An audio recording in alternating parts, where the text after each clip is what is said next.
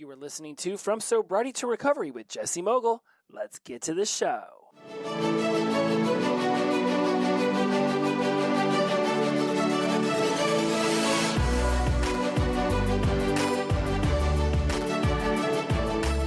Welcome back to From Sobriety to Recovery. I am your host, Jesse Mogul. I am in addiction recovery. Some amazing topics have been covered. It's okay to feel sad. Grief pattern inventory, understanding whether you're an intuitive or instrumental griever and just somebody who feels emotions like that in general. And then we did a 2-part series on expectations being the leading cause of disappointment. And so today we're going to lighten it up a little bit. For those of you listening linearly, then yeah, you're like, dude, you were talking about some seriously heavy stuff right before we roll right into Christmas. And because this can be a difficult holiday for a lot of us because of expectations that we had about previous holidays and what we would like it to be. And I mean, look, my girlfriend loves those Hallmark movies, and that's some beautiful, beautiful stuff.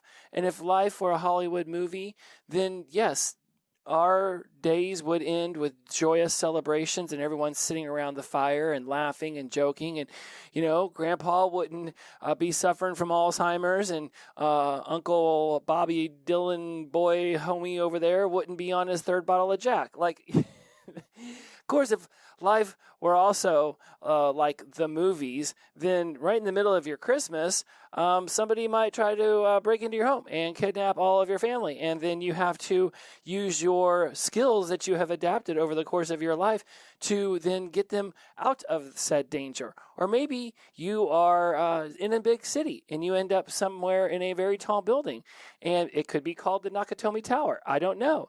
And next thing you know, you are running around in air ducts, pissing and moaning that you didn't have your shoes on whenever the terrorists showed up. Lots of things can happen if life's in a movie.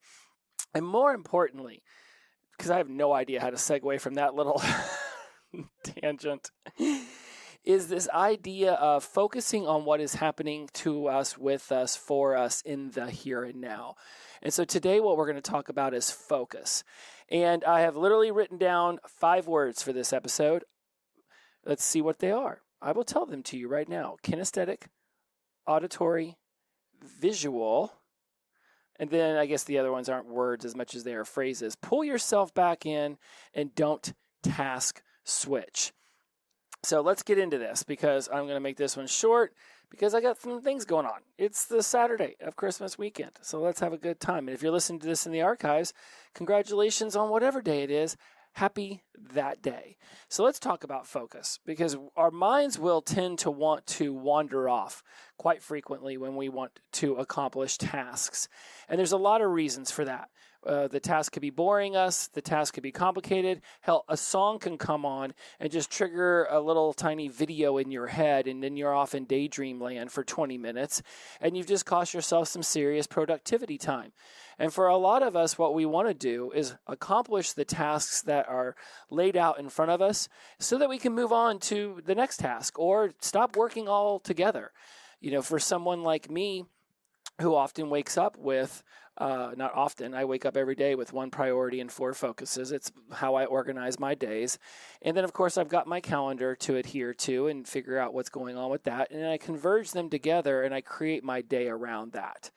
And so, like today, alarm hits at 9 o'clock, out of the house at 10, back home by 12, going to do some last-second shopping and wrapping paper and all that jazz, get some wood out of the backyard, get the garage a little sorted out, start up the lawnmower so the carburetor doesn't get all weird like it did last year and cost me $100 to fix when all I needed to do was just start the darn thing once every couple weeks, and then come upstairs and write a bunch of blogs for a company that hired me to write their blogs. And so now I'm doing the show. So that was my day. And it played out. And I was very focused throughout because I knew I wanted to have everything I could have done by 4 p.m. And so when you don't get home till noon and you do all those things that I said, you've got to maintain a certain amount of focus. And for you, your focus on what it is that's important to you equally. You want to be able to get done the things that you want to get done in order to move on to something different. And I'm not going to say fun or less fun because who knows. So let's discuss why being focused is so crucial. Time management, your sanity, your self-care, your relationships. If you've got a task to do and in order to get it done, that means that you get to your kid's baseball game on time or play or recital or whatever, or you get to the date on time, or you're just able to go downstairs and heat up some Chinese food from yesterday with the girlfriend and then, turn on Mayor of Kingstown for a little bit. Oh yeah, total sidebar, you don't even care, but I'm going to tell you anyways. I finally figured out 2 TV shows to turn on. Mayor of Kingstown on Paramount, and then one called Rabbit Hole with Kiefer Sutherland. I'm a huge fan of his from the 24 days, and because back in the day, people used to say I looked a lot like him, and I could see the resemblance. So that and the fact that I think he was in this really cool movie called Flatliners back whenever I was a youngster, that I really enjoyed that. So I did find 2 shows that were able to heal me from the depression I was in from The Travelers and The Good Place ending. So now you know that. Congratulations, more insight into Jesse's world that you never asked for. Some important things to note about what I just experienced as I was writing all of these blogs. And I had been creating them and formulating them all week. I had been laying them down. I'd been rough drafting them, and it was time to actually get in, finish them up, get them into Grammarly, make sure that everything, read correctly and was, above a moron level, because I tend to type fast and I'm not always clear about my sentences until I go in to edit them.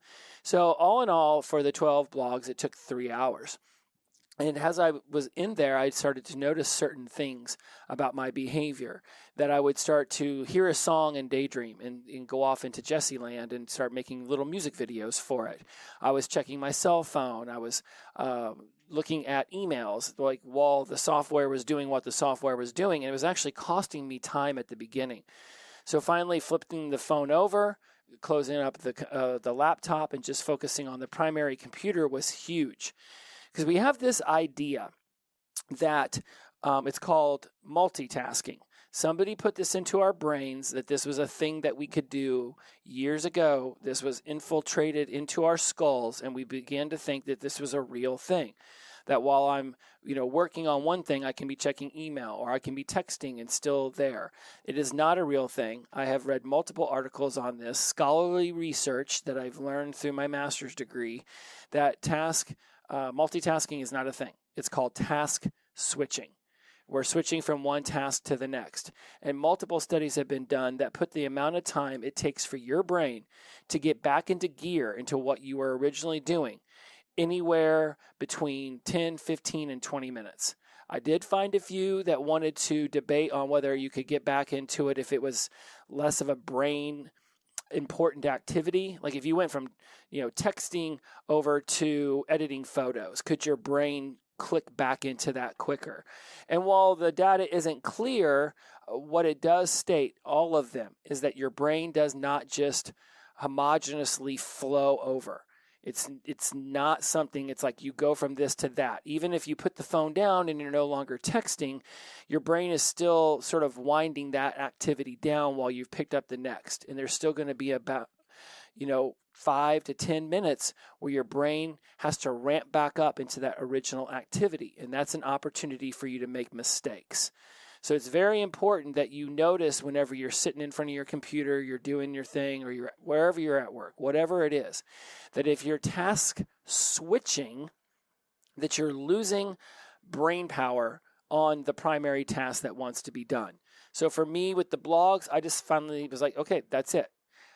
No more task switching, just stay focused on what's happening. Even if it takes the software 11 seconds for me to save something and then for the screen to reboot, okay, then that's just the way that it is. But I'm not going to sit here and make sure that I'm trying to fill those 11 seconds with something when it's not beneficial. I'm not going to do anything in those 11 seconds. It literally was. I timed it out. 11 seconds between the time I saved it and for the whole thing to save into the system and then, refresh the screen. What am I going to do in that 11 seconds? And at the beginning, before I closed all my other devices, what I ended up doing was getting focused on the new thing, and then I wasn't coming back to the blogs for 2 or 3 minutes. Well, if you've got 12 blogs and you've got about 100 different times you need the system to save information that you've put into it, Do the quick math, and 2 or 3 minutes here or there 100 times could quickly turn into 200-300 minutes. I could still be in the middle of that project, and it did not require that much time. So realize that when you turn your attention away from one thing, that it could very easily get distracted for longer than you actually intended it to. So it's important that we're not task switching. Just stay focused on the task at hand. Be in the now. And I'm sure you're going to be able to find 1,000 different hypothetical situations where you would say, see, Jesse, you're wrong. I can task switch. I have no interest in getting into a debate with you on the merits of your ability to task switch. You do you, man. I'm just simply telling you that enough studies have been done that there are certain activities that you just want to stay focused on. And if it takes 11 seconds for the screen to refresh, then I guess welcome to the world of having to wait a few seconds. Patience is not the act of waiting. It's the attitude that you have while you're waiting. And coming from a world where I remember the dial-up sound, it took like 4 days to upload a picture onto your computer screen. So waiting 11 seconds for information to literally be shot from my computer up into outer space, down to a server, back up into outer space, and back down to my computer, I think that merits 11 seconds. Let's all just take a chill pill. The next one, pull yourself back in. When you do notice yourself floating away into la-la land, into daydream world, I've got to pull yourself back in, man. I'm serious to all y'all. And I had to do it so many times. It became a joke. Like I was like, okay, this is definitely getting brought up into the show. Because I do. A song kicks on. I start making a little music video for it. Then I put myself in the music video. Now I'm dancing to the music. And then, if I stay in the daydream, a little bit too long, then there's dancing bears and there's hot air balloons and Garfield rolls in with like a cup of coffee and lasagna. And I'm like, what the hell? Every single time. So you got to pull yourself back in. Why is this important? Because if you don't, then you will go off into daydream land for minutes after minutes after minutes. And then you're just really extending the amount of time it takes to get something done rather than just stay focused in it. And I'm going to tell you 3 awesome ways to stay focused in it right now and pull yourself back in. And that's where we get kinesthetic, auditory, and visual. Kinesthetic, in this terms, it's something that you do with your hands. It's something that you can touch, something that you can feel. In the neuro-linguistic programming world, which is something I've been introducing you to for 260 episodes, kinesthetic is very much about the touchy-feeliness of things. Now, feelings can be emotions. People can feel things deeply. That's kinesthetic. And it can also be the way that they feel things with their hands, their feet, their skin. It really encompasses the whole thing, from what you can grip and touch all the way to what you feel on the inside. How have I been utilizing kinesthetic? So my mind does like to wander. I have a very creative imagination. I don't necessarily blame it on all the LSD. I was like this as a child. I was always fidgeting, moving things around. My mom used to tell me, stop. You're moving things around on the coffee table for no reason. I'd go in the kitchen, start moving things around. I'd reorganize the pantry on a Tuesday because why the hell not? I was constantly moving my baseball cards around, touching them, rearranging my bookshelves. Like I fidget. My hands want to be doing something. So I have a deck of cards in my hand currently. I've also got one of those little spinner things, and I've got a whole basket full of little kinesthetic things. I've got an alligator that's made out of like spongy materials. I got a little brain made out of spongy materials. Oh, there's another brain. I've got this one really cool thing that's got these little popper things in it, so you can pop these little rubber things back and forth on either side. I've got, it looks like a little drone I got from somewhere. I've got these little sort of like these little balls that you can roll around in your hands. And I've got this little basket, and it just sits right there by my laptop on my blue desk, so that when my hands want to play with something, I've got plenty of opportunities to just grab these little kinesthetic toys and squeeze on them or roll the balls in through my hands. I realize the innuendo in that statement right now, but roll with me on this. But right now I've got this deck of cards, and I'm just sitting here and just shuffling them back and forth. Split it in half, drop one on top of the other, push them back together. I've been doing this during coaching sessions. I can absolutely stay more focused during the coaching sessions when my hands have something to do. It's remarkable. I got a free deck of cards at a career fair thing I went to the other day to meet with some business leaders, and somebody gave me a deck of cards, and I was like, okay, sure. And then I realized that they were so brand new, they were hard to do this, split the deck in half and drop one half on top of the other half. So then I just sat there and I just bended them. For coaching session after coaching session, and you do 2 straight days at 5 hours a pop, and all of a sudden the cards, they feel worn, they feel weathered, all because I just had them in my hands, and I'm just sitting here doing this.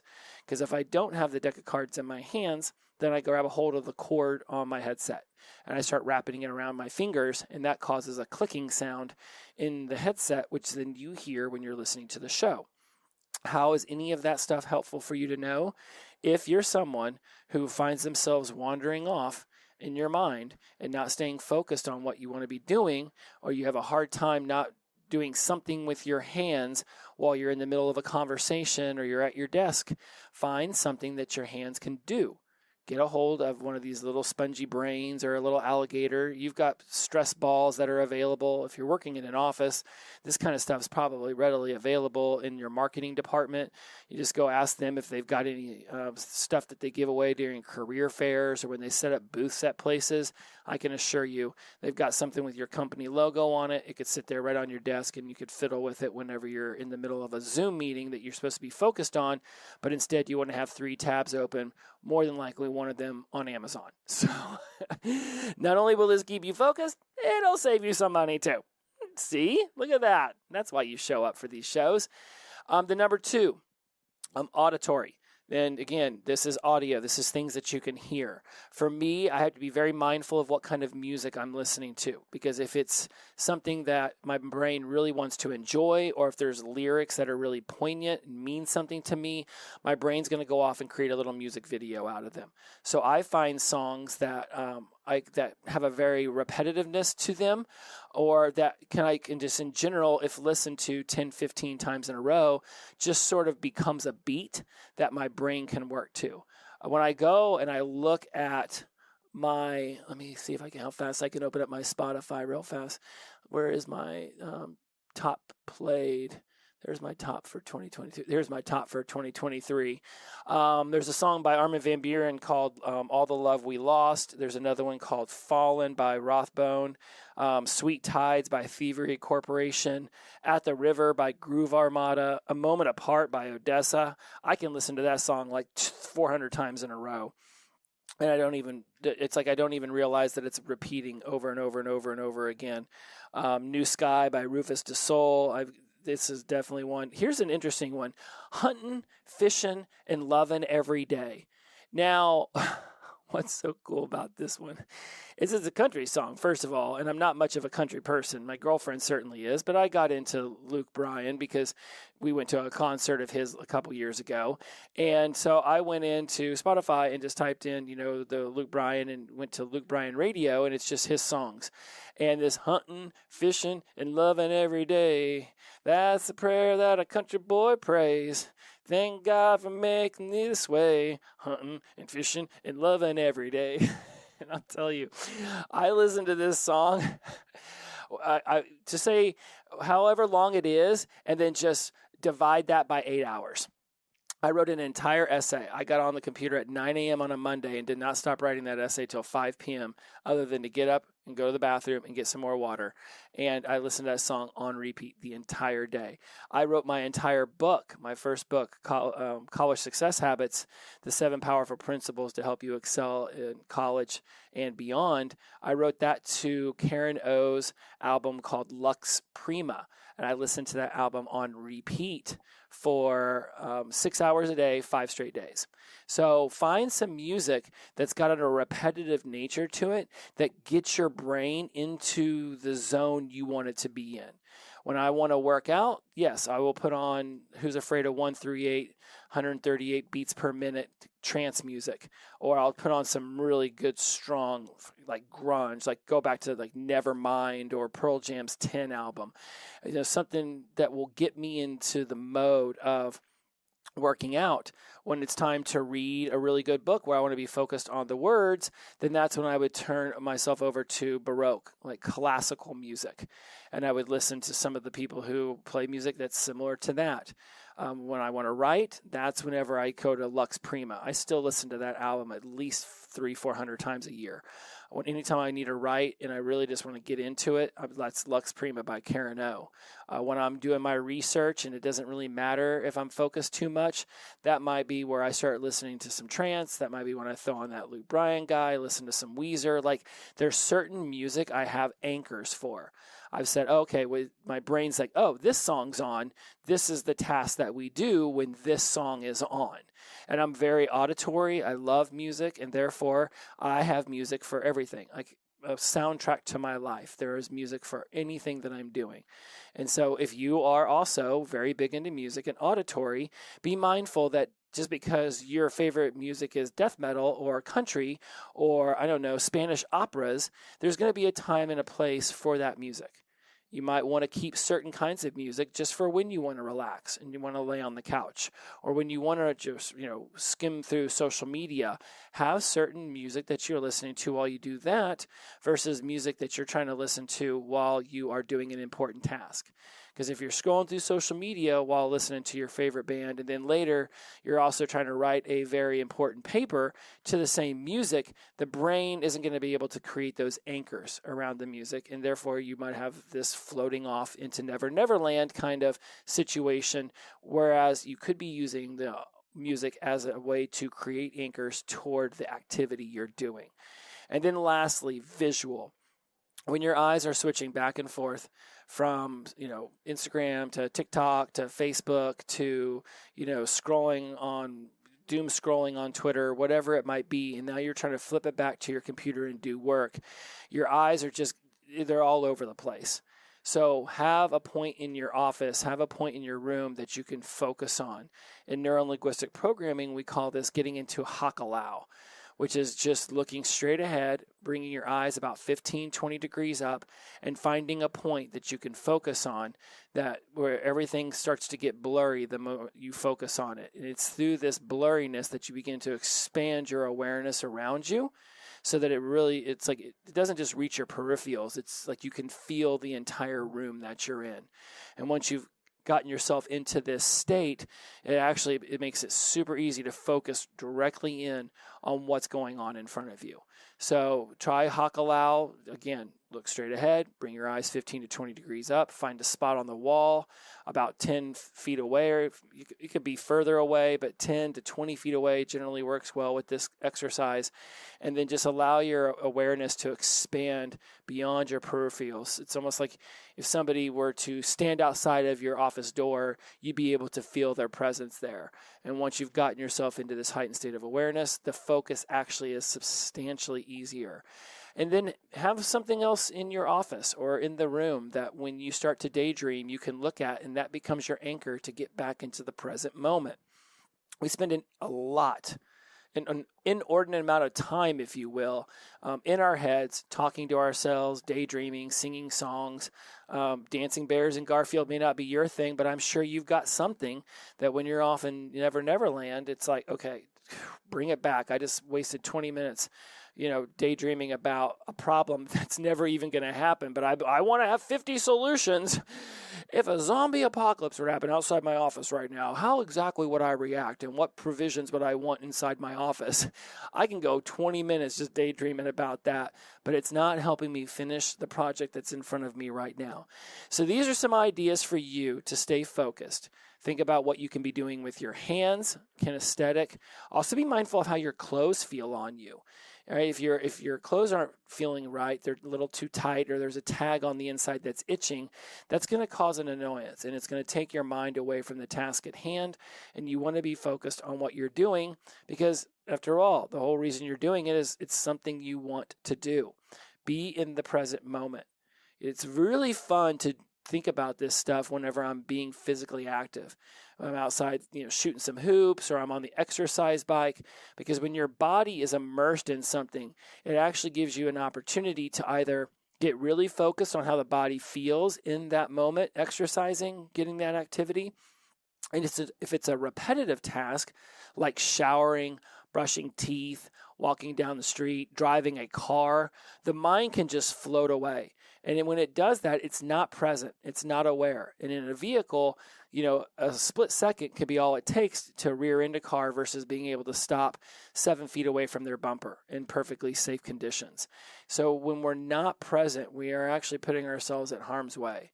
How many times have I seen people crossing the road, texting on their phone? Like, I get it, the light's in your favor and everybody has stopped, but you're still walking across a road. Like, there is a humongous opportunity for something to go awry, substantially more than if you're standing on the sidewalk. So be present, be aware, look around at your surroundings. Find, I call this the 5, 4, 3, 2, 1. What's 5 things you can see, 4 things you can hear, 3 things you can feel, 2 things you can smell, 1 thing you can taste. And you can touch, taste, sight, sound, smell in different orders for that. So if you're at a restaurant, it might be, what are 5 things you could taste? What are 4 things that you can smell? What are 3 things that you can hear, 2 things that you can see, 1 thing that you can feel? It can be maneuvered around however it works for you, but it's a great opportunity to get focused on what's happening in the moment. It can help you reduce cravings. It can get you out of your head so you stop listening to that little devil inside of you trying to justify behaviors you've already said that you're sick and tired of, allowing yourself to do. Bringing yourself back into focus gets you in the moment. And whether it's a deck of cards in your hands or a really cool song going on or just a mantra that you say to yourself or just simply closing your eyes and seeing into your future how proud of yourself you'll be when you finish the blogs or you get the house clean or you maneuver through this craving for the next few minutes and come out on the other side saying, okay, all right. Just like any emotion, a craving can just be put on the sailboat, put into the river, and whoosh over the waterfall. Focusing ourselves up in sobriety and recovery has so many benefits, and I've listed off a ton just now. But if nothing else, one of the coolest ones that will come from it is that people will sense that you're more self-aware. They'll sense that you're actually paying attention to them, and they'll feel more connected to you in the moment when you're having conversations with them. It is an absolute gift to have one another around to support each other. Don't you want to show up 100% available to those people when they're in front of you? Put that to thought this holiday season. When we get around those that we love, let's be with those that we love. Because someday they may not be around. And we all know what it feels like to ruminate on lost opportunities to share moments with people who are now distant, almost vague memories of who we used to be. Not everything about our past was a nightmare. A lot of good stuff happened back there. And as much as I enjoyed my 20s and partying down with all my boys and all my friends from work and whatnot, I'm not around any of those people anymore. And I barely talk to 90% of them. So be in the moment. Share these moments that you're having. I'll close on this. You know what's super interesting is oftentimes that the memories that we're always seeking to hold on to the tightest are actually activities that we're participating in right now. So once in a while, when you get into one of those really amazing experiences, I want you to look around and be like, oh my goodness, I'm actually creating a memory right now that I will cherish and I will forever be happy I was a part of. And when you notice those things, anchor that in, embrace it, love yourself, look at the people sharing it with you and be like, these are the moments that we are working for. This is where all the hard work and effort pays off. I can promise you, it is a dream when you experience those moments and you're actually still in them. As always, my friends, inclusivity over exclusivity, the power of positive energy, release and flow. Every day is the best day of our lives when we wake up sober. Shout out to Sunshine and Robert. I will see you tomorrow. Glow on. Bye-bye.